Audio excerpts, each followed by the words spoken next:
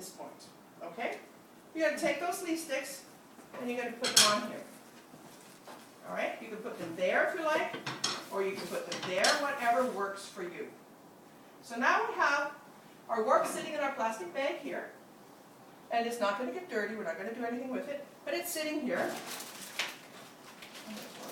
I got to make you redo it, but I got to borrow it from you. So here's her work. Did you have two works in here? Yes. Okay. I'm just going to use the one. So her work is here, and here is her cross.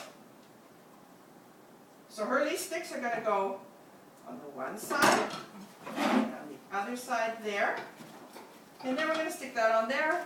This is going to go back into the bag.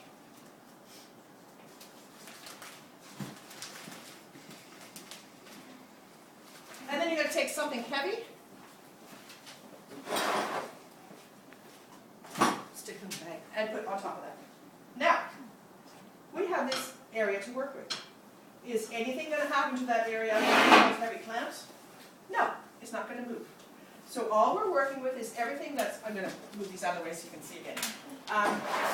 All we have to work with is everything that's in front of that first 12-inch choke tie. Everything else is choked beautifully. I can take all of this apart and nothing will happen to anything that's in the bag because we choked it so well. So it's all in there. And then what you do is you take the choke ties off around the cross and around the loop end here. And you probably will find that you will need to take the first of these choke ties off as well. Okay. The big problem here is most people say, yes, but I haven't threaded my loom yet. This has nothing to do with the final reed you are going to use. This is a very fine rattle, if you want to call it. So how do I determine how to set my warp in here? I have, this is an 8-dent reed. I happen to have, I've got 5 and 6s and things up here as well. If I'm working with a loop, how many ends do I have? 2. 2. That is called one long pair. Okay, so a long pair is made up of 2 loops, or 2 ends, which are not cut, hence you couldn't stop at the top. Now you know why. I have 24 ends per inch. How many long pairs do I have per inch? 12. 12. How do I fit those 12 long pairs into this reed? Well, actually, it's a lot easier than it looks. What we do is move our stuff out of the way past here. I'm thinking maybe I'm supposed to sit this up a little bit higher. So you can all see. Is that better? It's probably going to go flying down, but we'll see. I have 24 EPI. I have 12, we're going to call them LPs, okay? And that's in every inch. I have 12 long pairs. I want to put them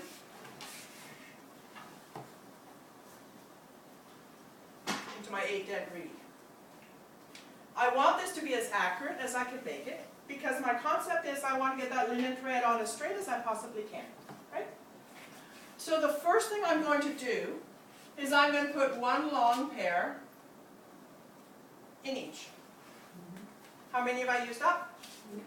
8 long pairs. How many do I have left? 4. That makes it easy. 1 there, 1 there. Well, it wasn't that convenient. Okay? Did they not cross over that way? No, because now, well, they do a little bit, but now instead of having 12 threads in that, I only have 4. And the 4 will tend, because the reed is a little bit wider, they will tend to slide next to each other rather than crossing over. If I have too many long pairs in, then you're back to almost a concept of using the rattle, except the rattle still sort of piles them on top of each other. So this is a better way to do it. But I'm a very, very lazy person, so sometimes.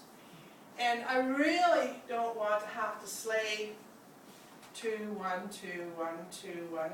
I would if I really want to be very, very accurate. And I would prefer it if you would do it that way today.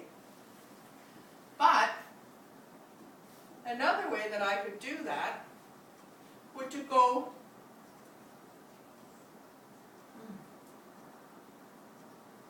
I still have a whole lot less ends per dent there than I would in my rattle. I'm down to about half the ends per dent as I normally would.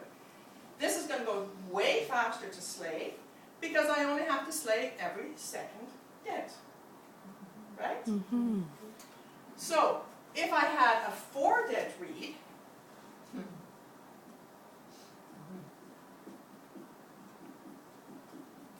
it would be every dent on a 4 dent reed.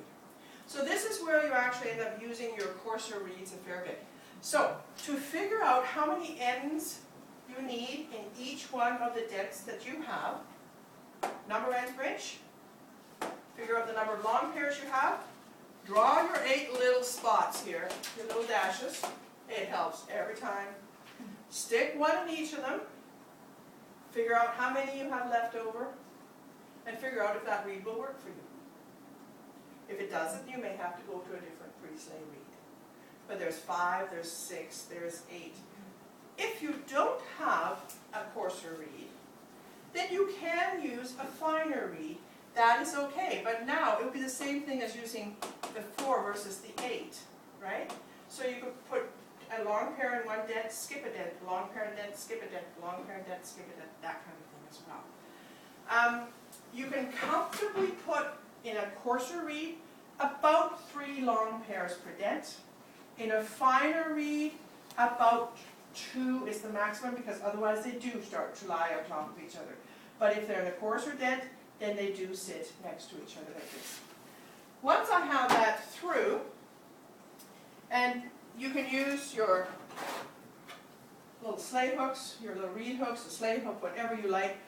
And it's quite easy. Initially it's going to feel very funny because it's a new action that your hands are using and you're going to go, oh, I don't know why I'll never do this again. But you will. The linen is springy. Once these are untied, it's going to start springing all over you.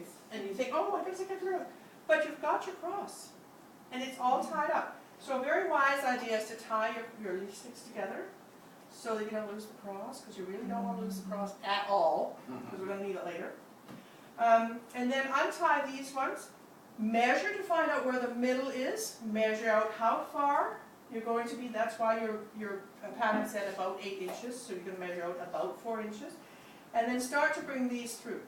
As you bring them through,